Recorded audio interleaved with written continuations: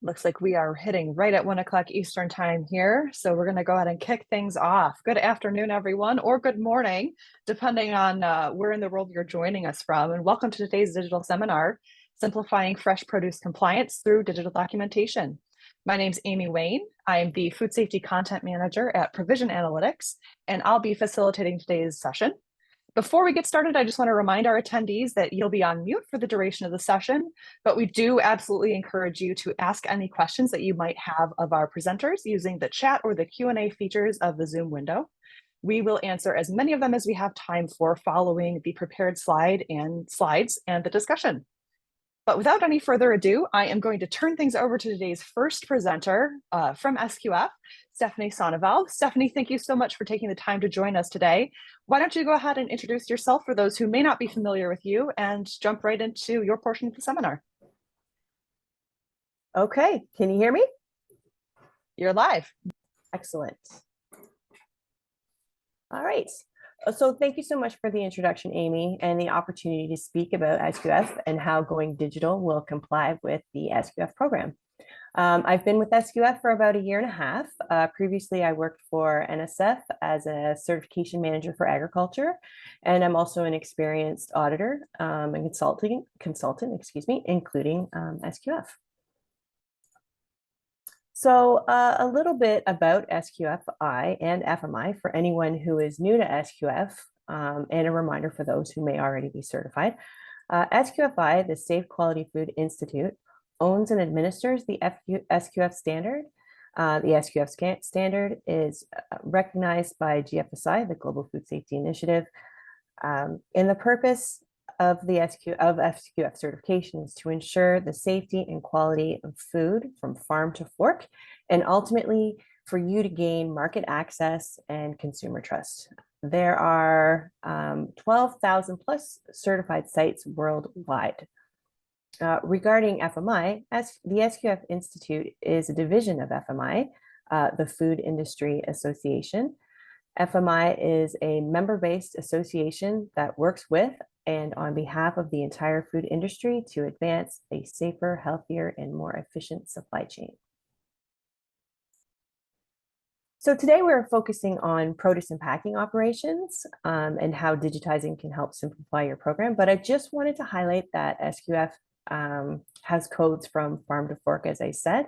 So even if you're not a producer or a packing house on this call today, this webinar applies to you. So for today, primary plant production code addresses producers and packers, but there's other codes as well. For example, distribution and manufacturing, etc. So a little bit more about primary plant production code.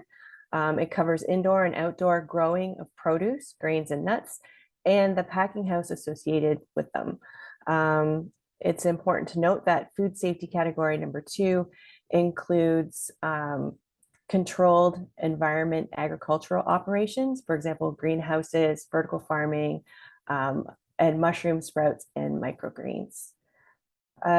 Also, it's important to note that under this code, operations can organize themselves in a multi-site. For example, a co-op operation can organize itself whereby there's a central site that manages some of the all of the subsites. And the advantage of this multi-site certification is only a percentage of the subsites are actually audited. Also important to note, but not necessarily included on this slide, is that SQF is currently working on an IPM add-on, which you don't know, if you don't know, is integrated pest management for those producers whose retailers require them to adopt integrated pest management practices, for example, Walmart's pollinator program requirements. A couple of other reminders. In previous versions of the code, there was a minimum duration guide that is not included in version 9, the current version. SQF now only requires that an audit be a half-day minimum, and that can go up from there dependent on the size and complexity of the operation. And that is, of course, is determined by the certification body. There is an annual audit requirement, announced audits annually with unannounced every 3 years, or you can voluntarily have an unannounced audit. For those on the call that may be new to certification, just really quickly, these are the steps to certification. So first you want to learn about the code. So you download the code and the checklist for free from our website. We recommend that you register early with SQF and choose a certification body so that you can secure your preferred audit date, as many times auditors are booked well in advance. Prepare for your audit. You can designate a practitioner and a backup, ensure they are trained, and download free tips and guidance documents. Then you have your audit, and then you repeat. Next, we're going to play a little game called Did You Know? We're going to kind of get into the nitty gritty of why documentation and record keeping is so important. So, did you know? Sites with a minor nonconformance in their internal audit program score an average of 5 points lower than a site without that nonconformance. Sites with a major finding in their internal audit program score an average of 25 points lower. So if internal audits are done well, with proper corrective and preventive actions, you will identify your issues before the auditor does, which is really important. And I think what everybody wants to achieve. So effective internal audits is also a great way to demonstrate continuous improvement and a good food safety culture. Did you know? 16 elements within the SQF code mention root cause analysis or corrective and preventive action. So root cause analysis is so important, but often overlooked or done poorly or not documented. Corrective and preventive action are also important to close that loop. Auditors are looking for proof, and they're looking for documented proof. Did you know? The SQF code requires documented evidence for conformance and non-conformance in critical limits. Proof in the form of documentation. And it's the proof of conformance that's often missed. And did you know? Cleaning and sanitation and pest prevention have been the top three major and minor non-conformances going back to 2018. So we're just going to look at some of the top non-conformances in the next few slides. We're not going to go through them one by one, but I just wanted you to pay particular attention to those that have to do with documentation. These are the top 10 critical findings from 2022. And you can see the very first one here is about recording inspections for pest prevention. So these are the top 10 major findings from 2022. And you can see internal audits is number one. And remember what I said before, a good internal audit program equals less non-conformances during your third-party audit. Top 10 minors, you can see, as I mentioned before, there's documentation of cleaning and sanitation. It's number one. So in conclusion, I'm sure we've all heard this before, but it's so true. Say what you do what you say, and prove it. So documentation is critical to a successful SQF certification. And that's it. I just want to say thank you. This is obviously myself, and Jonathan Lackey is my counterpart in the USA. Please feel free to contact us anytime. We're here to help. Thanks. Fantastic. Thanks so much, Stephanie, for all the great info. Again, if anyone has any questions for Stephanie or regarding SQF, SQFI certification, the different programs, please feel free to pop them right into the chat or into the Q&A function. Now, moving right along, I'm going to go ahead and introduce my colleague, Jackie Hawkins. Jackie is a recent addition to the Provision Analytics team, and she brings with her a huge wealth of experience in the indoor ag industry, as well as experience with SQF implementation. Jackie, why don't you go ahead and introduce yourself and take it away whenever you're ready? Yeah, sure. Thanks, Amy. Thanks, Stephanie. So I'm Jackie Hawkins, as Amy mentioned, and so I come from Bright Farms and Solely Organic. I've been in food safety a little bit short of a decade now. And so just a little bit of background about my relationship with SQF. So when I started in food safety, all those years ago now.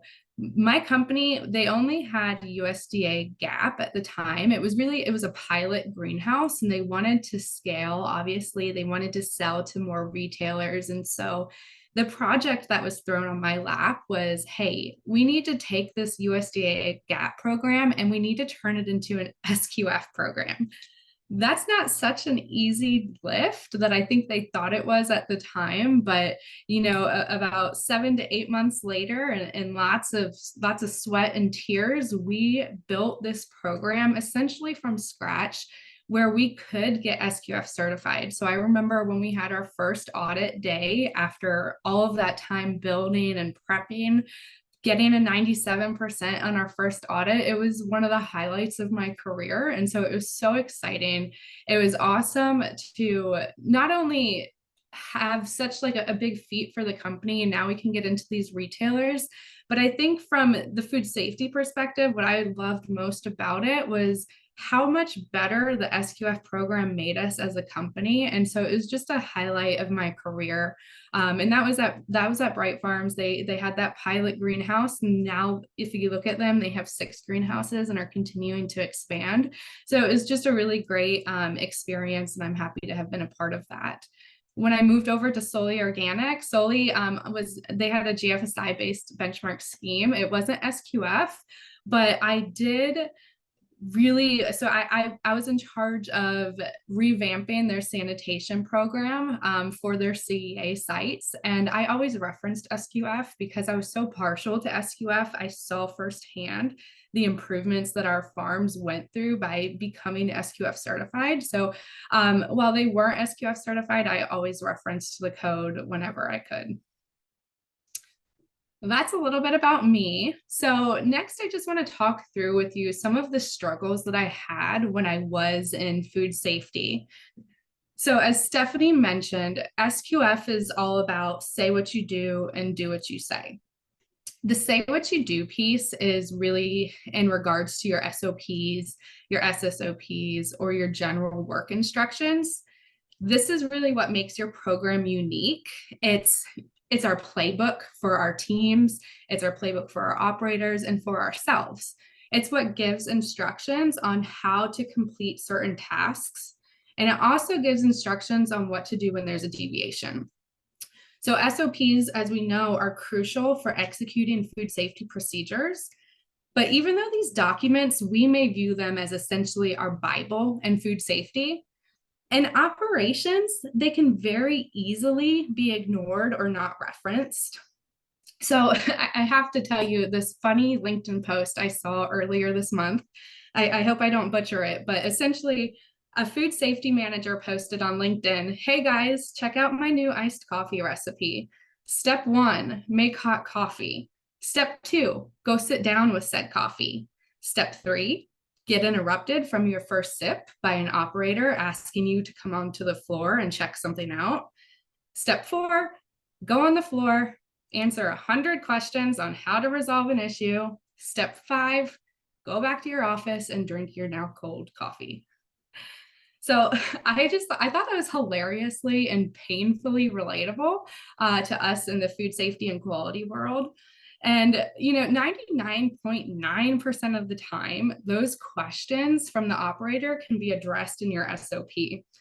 But operators really tend to like hunting down the food safety manager instead of hunting down and referencing those documents.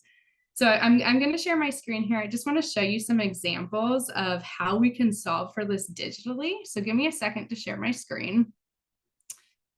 And here we go. Okay, I'm going to trust you guys can see my screen and I'm going to keep talking. So with the provision platform, there is a feature where we can embed any SOP, SSOP, infographic, or even a video into each and every one of your forms that needs to be filled out. So I scheduled myself a task here. I have this pre-app inspection that's due. Here's my form. If I'm an operator and I'm doing this form and I get stuck on something, I can reference this documentation tab here where we can have all of our SOPs, our infographics, or any sort of reference document necessary for our operators to complete this job. So not only does this allow for accountability and ownership from your operators, but it should also allow hot coffee for you. So moving on to the do what you say piece. Do what you say is simply following what your procedure says. Of course, there's going to be a training component there that's necessary so your teams know what the document says. But then it's just simply the action of completing what's in the SOP or the SSOP. So, and another example, another pain point for me in my previous days as food safety manager was with our pre-op inspections. So I had 2 shifts at the time. I had a first shift and a second shift. So it was a Sunday through a Tuesday and a Wednesday through a Saturday. And my operators were phenomenal at marking failures on the pre-op inspection. And what that typically looked like for me, I would look at the pre-op inspection, I would review their comments, and it would say things like, first shift left the floors dirty. Second shift didn't sanitize the conveyors. First shift didn't stock the gloves. But what was often missing was what they did to correct those issues.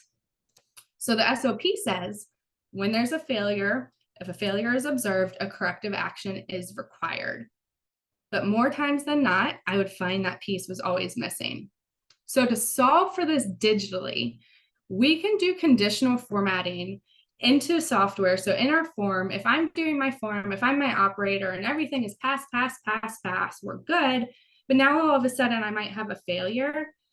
Conditional formatting can make it where you have to put a corrective action. You can't submit this form without putting that corrective action. So if I try and send this off to my manager to review it, I get an error. It's telling me, sorry, you have to complete this corrective action. One last struggle I want to talk about that I had to deal with a lot was document control. So as I kind of alluded to, I come from the startup world. Documents changed all the time. And so just a little brief on document control. I'm sure you guys know what it is, but let me just kind of give you some background. Document control is how a site ensures that all aspects of our food safety system is kept current and relevant. So that's our SOPs, that's our forms, that's our product specs, etc. So because I come from the startup world, we were very prone to process changes. Because it was a new company, we're learning new lessons on how to do things more efficiently. Of course, that's not unique to startups. That can be at any company. Everybody has process changes at some point in time, but it seemed that I had a lot all the time. And so when it came to document management, making sure that those were relevant and up to date, it was a lot to manage. So I had to ensure not only that I'm updating the documents, but I had to ensure that none of those previous versions were floating around my site. So fortunately, there is a way we can solve for this digitally. So if I slide over here, I have my documentation. So this is my resources tab. This is where all my documents live. This is my SOPs, my SSOPs, product specs, anything unique to my program is going to live here. So when I have a change to a document, I think I showed you the floor SOP. So let me just pull up that floor SOP. Here's my floor sanitation SOP. If I want to edit this document, if I have a process change, I'm going to simply edit my document. And then when I upload it here into this file, what happens when I click save is that it pushes out this new document, this new version. Not only is it a new document version number, but when I click save, it pushes it out to all of these areas while obsoleting that previous version.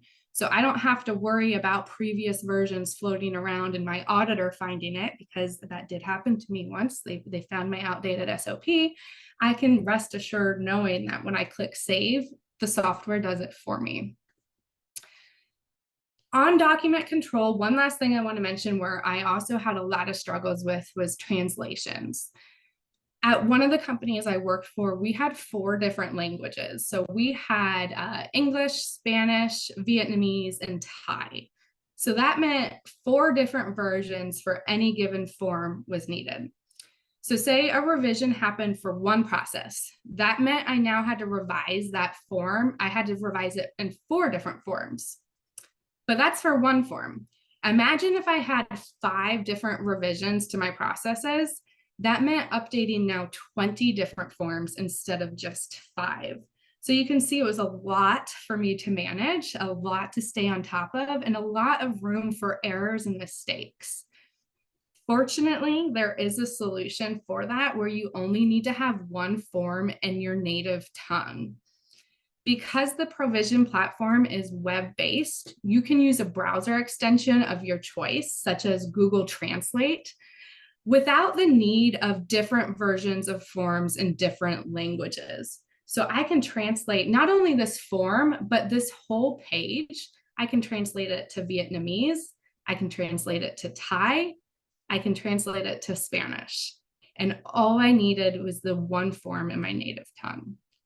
So this would have made my life so much easier. It would have saved me a lot of headaches and document control, and it would have saved me a few point deductions as well along the way. I'm going to end it there. Thank you for listening and letting me talk through with a lot of the struggles that I dealt with. If this is relatable to you, I'm sorry, but just know that there are digital solutions out there for you. So I will stop sharing and turn it back over to you, Amy. Perfect. Thank you so much, Jackie, for sharing your experience and your struggles. So many of them are so relatable. So my background, I used to work in certification, and if you think some of the food safety operations have a lot of documentation, oh man, when it comes to keeping an accreditation as a certification body, everything has to be exactly where it should be, exactly at the right revision level every single time. So I'm going to go ahead really, really quickly now and bring up one of our happy provision clients. I'm very pleased to have on the call Kyle Farmer. Kyle, thanks so much for joining us today and being willing to share some of your experience with the audience. Could you go ahead and introduce yourself and your role as well as Local Bounty for those who may not be familiar? Yeah, absolutely. Thanks, Amy. All right, so my name's Kyle Farmer. I am the Director of Food Safety and Quality Assurance for Local Bounty. And I have been in food safety for just over a decade. I started and got most of my experience in tree fruit up here in the Northwest. I live in Washington State, and I have been with Local Bounty for just a little bit over a year. Local Bounty is still a new company, just a couple of years old, and they started as a CEA grower in Montana with just a small operation there. And they have been rapidly expanding with operations in the Atlanta area. Just over a year ago, they acquired Pete's or Hollandia Produce in Southern California. And then we are opening up new facilities in Pasco, Washington, and just outside of Dallas, Texas, here in the next month. So we are a CEA grower of leafy greens, and we use a patented stack and flow technology to really maximize our yields. And we're still in that space of expanding, but also learning and just understanding what it is to be a CEA grower and what that means as far as regulation and audits, and what are the expectations for people in the CEA space when it comes to certifications and who you're using, and there's still a lot of conversations in that whole arena. So it's been very fast paced, and I've been learning a lot about both CEA and leafy greens over the last year, but it's been a really fantastic adventure thus far. Yeah, fast paced. You're not kidding. You guys have been expanding like crazy, and it's great to see. We're very happy for you all.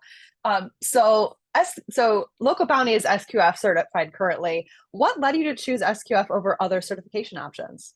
Yeah, good question. So when I first started with Local Bounty, they were using Primus at a lot of the locations, and I'm not a fan of some of the schemes that seem to kind of circle back on themselves several times. Sometimes there seems to be things that they're asking for the sake of asking, versus really accomplishing what we're trying to do as far as identifying and controlling risks.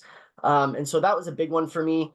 The ease of just navigating the program itself and understanding the modules and what's being asked of us, and then what we're going to have to show up with in an audit, I think is there's a lot of common sense to it, and it really does align with that whole like identify and control your risks.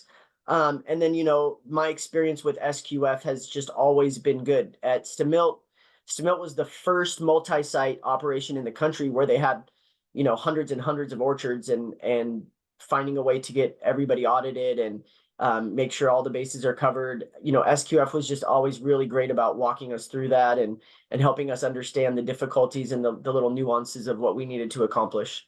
So I've just always been a fan of SQF. Fantastic. I myself have also been a big fan of SQF as well. So tell us a little bit about how Local Bounty used to manage documentation and the food safety program before you ended up going digital with Provision. Yeah, so a lot of paperwork, and honestly, kind of a collaboration of programs that just really resulted in a massive mess. It was a combination of hard copy stuff, FormSite, NetSuite, just really pulling all those things together so that you could, satisfy all the requirements that you're looking for. But that's obviously very confusing and cumbersome, and just difficult to manage, right? And then, when you have things like turnover or process changes, to make sure if everything's hard copy, to make sure that everybody has the current version, a lot of what the last speaker was kind of referring to, just making sure that things are current and accurate is a difficult task on its own. So the idea of a digital platform where all that could be centralized was absolutely appealing from the get-go. The devil of document control truly is a universal experience, I think. Absolutely. So what stood out about Provision when you were considering digital options that led you and your management team to choose it? Yeah. So in my last role at Stemilt, Stemilt is a very big company, and big companies equal a lot of salespeople knocking on your door. And so I sat through a ton of presentations and pitches on this is why you should use our program. And a lot of them honestly were like programs that had been pre-existing and that they were trying to adapt to the produce world and to the food safety world for compliance. And I just saw problems with those adaptations, right? And the thing that stuck out with Provision was that it seemed to be designed and built for people trying to accomplish. So every question I had, every need that I was identifying, Mike and the team at Provision were just on it and had an answer for it, and seemed to be that Provision was just really what we needed, without any of the extra, without any of the bells and whistles that we didn't need or that we were going to have to ignore. It just really satisfied exactly what we were trying to accomplish. Awesome. Well, so that was why you chose it. How's it gone since you moved over to it? I honestly can't say enough good things about Provision. It's from the team to the software itself, the training, how to navigate it. It's been absolutely fantastic. Some of their team are just absolute rock stars, and if we have a need, if we have a problem, they're just right there to set up a meeting, set up a call, walk people through it, train other employees, train new hires, whatever it is that we've needed with Provision. They've been Johnny on the spot with it, and honestly, we couldn't be more satisfied. Fantastic. I know when we had our initial conversation before this session, you had mentioned one of your favorite features and I don't think you mentioned this when you were talking about your role at Local Bounty, how you manage all these facilities across all these time zones. How is it getting live notifications, like literally from when you're on an airplane? Yeah, it's fantastic. Like you said, I've got managers and teams reporting to me in literally every time zone. And so sometimes my day starts at 3 a.m. and doesn't get over until 9 p.m.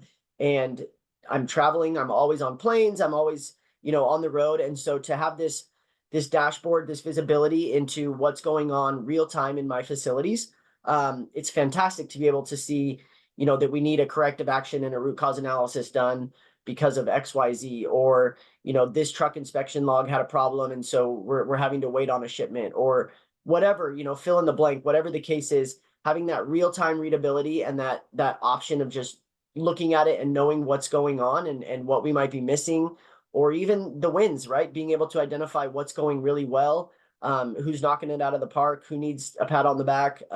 It affords me those opportunities in a very, very busy schedule. And so it's been truly fantastic in that regard. Awesome. Now let's talk briefly about, I know we talked about SQF and why you love SQF so much. How about audit prep and execution? How has that changed for you guys since going digital? Yeah, I mean, it's been really amazing, honestly. It's anybody who's been through an audit knows that audit time, no matter how prepared you are, when that auditor shows up and comes and sits down and starts asking you for things, you start to draw blanks sometimes, right? And you just don't remember exactly where you put it or who has it or what the most current version is, or if it's been followed up on and signed off on. And so you start to scramble, and that scrambling drives more panic and more scrambling. And then the auditor notices that and starts to dig in a little more. And so it's having provision where I can bring an auditor in and sit them down and kind of explain the system to them, show them that resources tab, show them where our SOPs, where our policies live. And, if you number it to the code, and they can just start kind of making their way down the list. I mean, I think in one of my last audits, the auditor didn't talk to me for like 3.5 hours because they were just making their way through the program and finding what they needed to find. It was super easy to navigate. It was really self-explanatory as far as what they were looking at and what it was satisfying.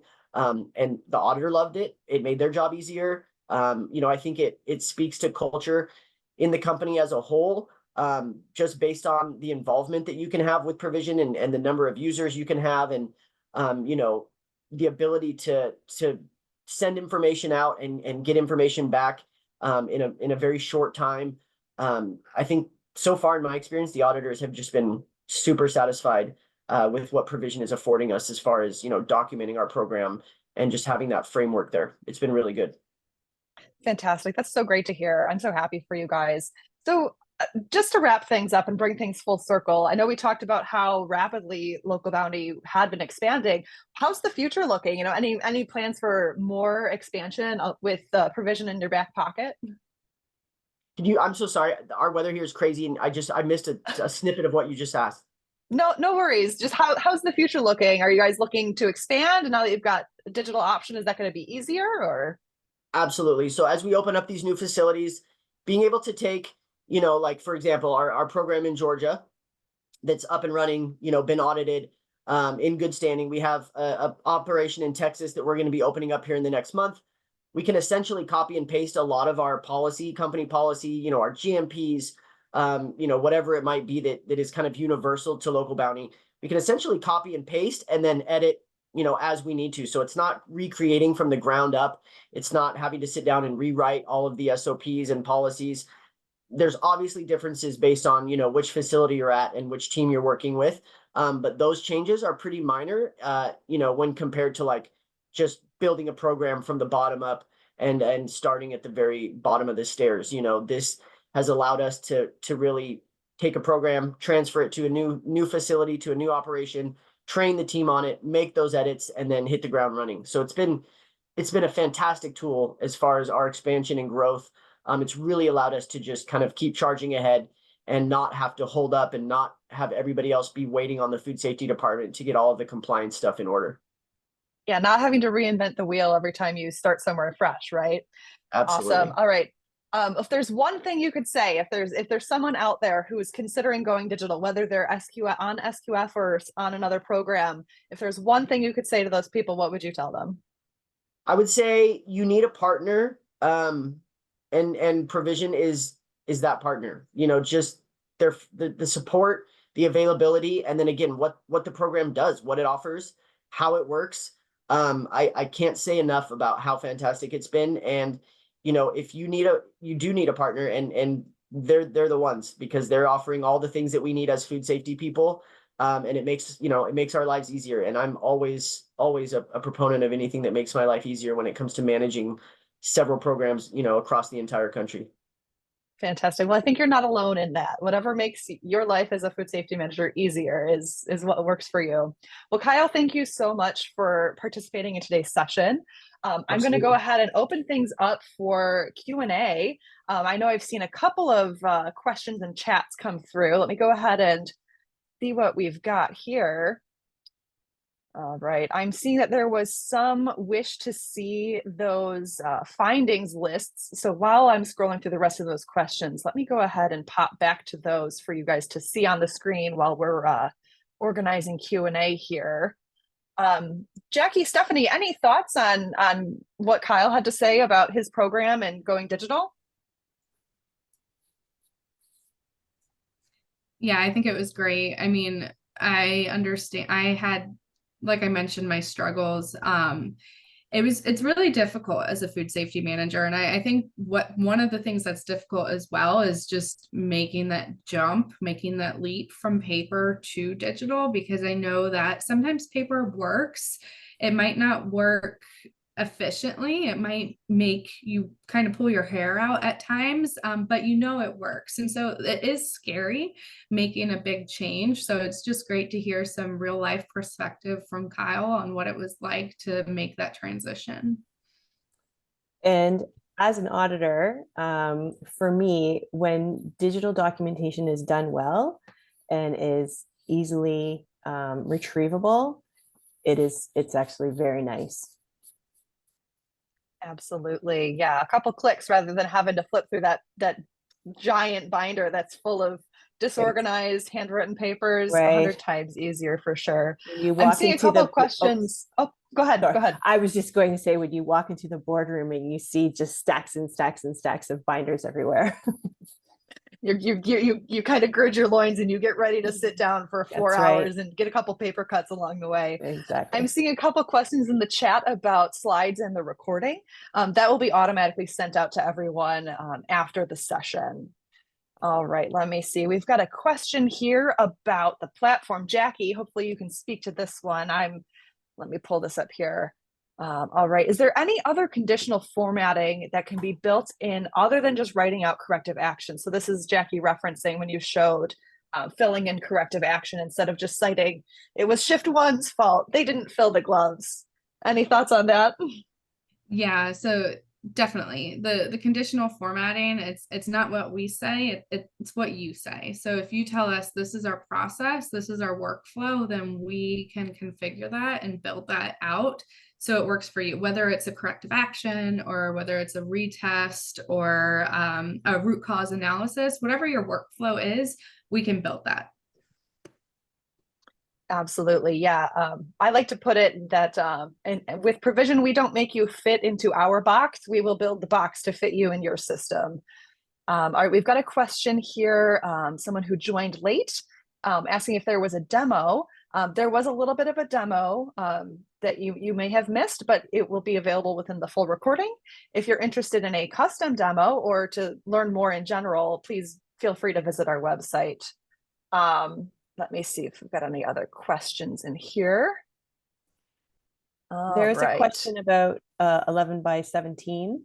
Yeah, I'm looking at that right now. I want to read through it before I start reading it out loud to make sure I have my words in order here. No worries, no worries. All right, this is another one for Jackie that I think Jackie might be able to answer. We have forms that are 11 by 17 that are used to record multiple batches, including weights, food safety CCPs, and quality attributes. We're looking for a digital document that would show multiple batches on one form. Would the provision platform allow for that type of format? Yeah, and so I think we kind of answered that too with just these last few answers. We don't have these forms and say, here you go, you need to fit into our box. You give us what your requirements are, what criteria you need to collect, whether it's hourly, whether like whatever the frequency, whatever the cadence is, and we build that out. So it's not like we have this software and you have to fit into it. You give us what you need and then we digitally build that out. Yeah, our customer support team, they're kind of like a bunch of wizards where you give them your stack of whatever forms you're using and they turn them into digital forms that are fully customizable. All right, we've got a follow-up question from the same attendee who asked about the demo. And this might need some clarification. They're asking for more information about HACCP integration with the system. So if you could expand on that question a bit, Mehrdad, that you'd asked, we'd be happy to answer you.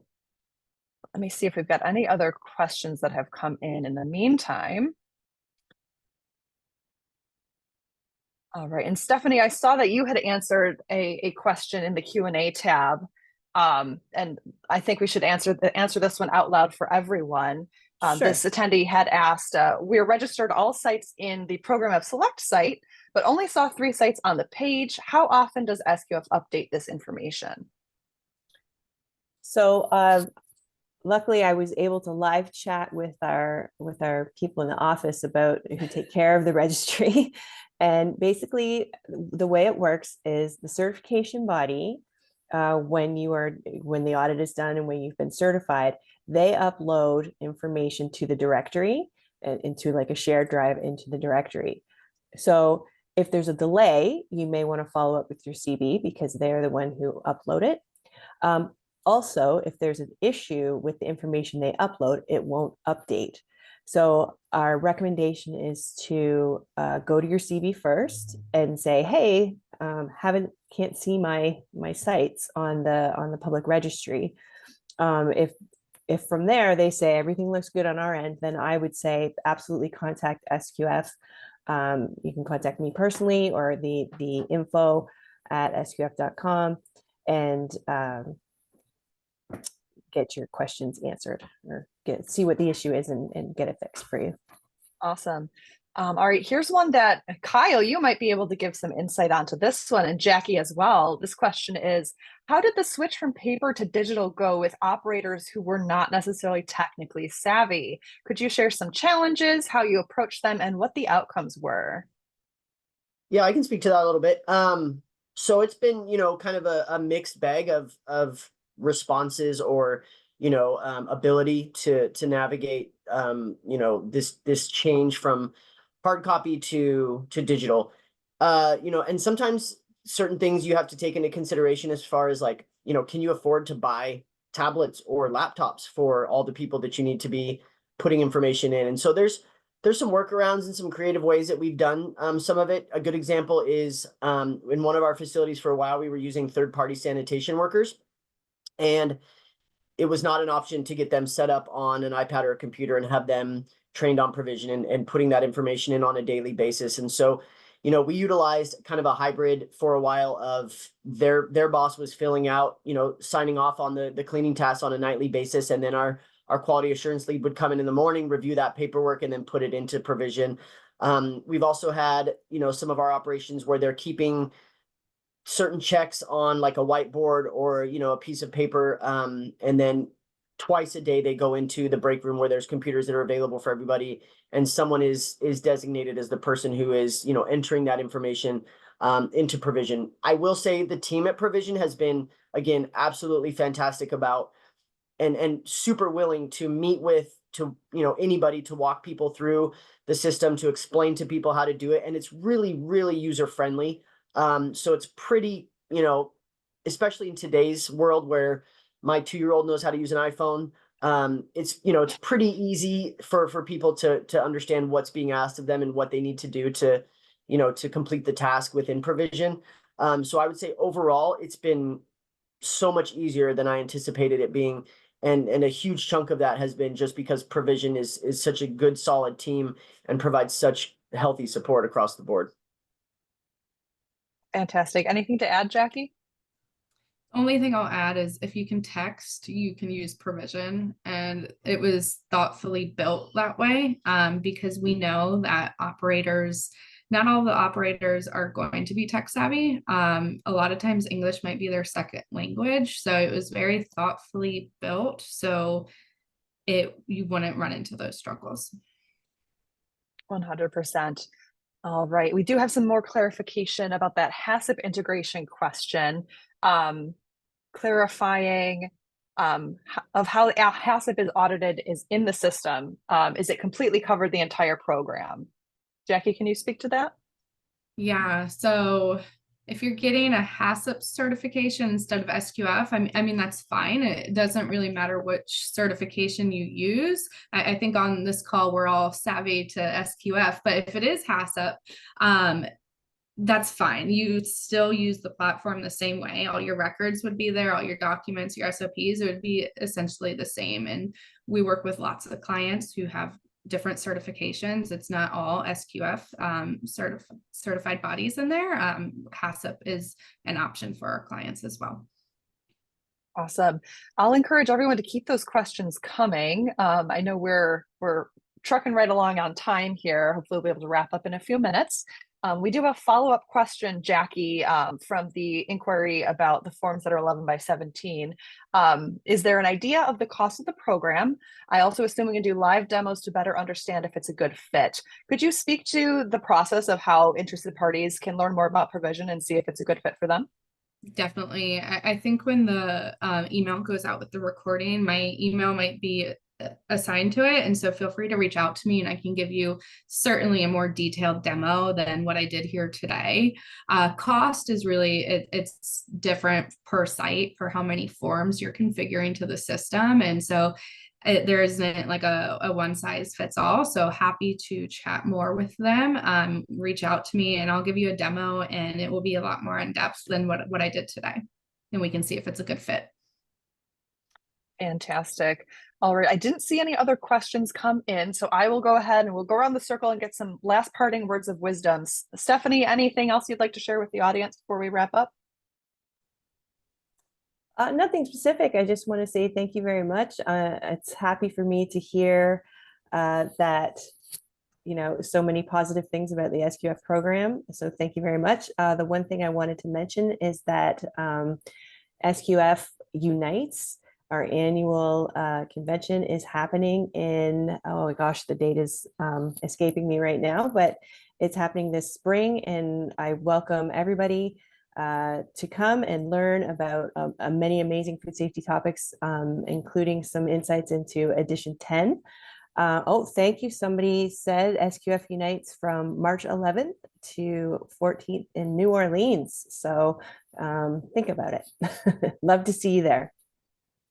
Fantastic. Jackie, any parting words of wisdom for the audience?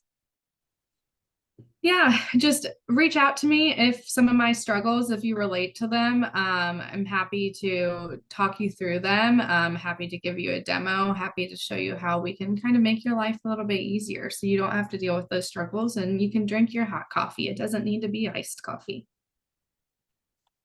I'm the person that drinks iced coffee, even in the kind of weather we're having in Michigan right now. So I might keep the iced coffee, but I see the point there, Jackie.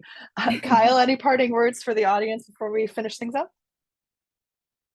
Yeah, just the last thing, you know, culture is kind of a tricky one that we're always talking about, and you know, how is culture measured, and how do you build a food safety culture? And there's kind of this difference between, you know, stepping into a position where they've had a food safety program for 20 years and you're just becoming in as a new manager or, you know, a new director versus building something from the ground up and trying to have that culture be something that's foundational from the get-go.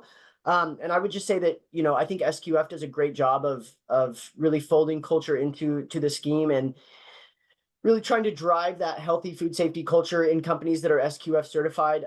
But I think provision is also goes hand in hand as a partner in building a good, solid culture. And we have just seen this uptick in employee response and involvement based on what we're doing with both SQF and provision. You know, it just kind of creates this cohesive team where people feel like they're contributing and they feel like they are contributing, but they feel that more and they feel like they're a part of that effort versus just this siloed off food safety department where, you know, anything that's compliance related, it's like, well, that's why we pay them. They're the food safety people. But this really drives more involvement and just this collective effort. And I've just seen this fantastic uptick in food safety culture kind of across the board at Local Bounty since we've really started utilizing provision and transitioning to SQF. So I just think both of them are great tools to really help build or manage that culture.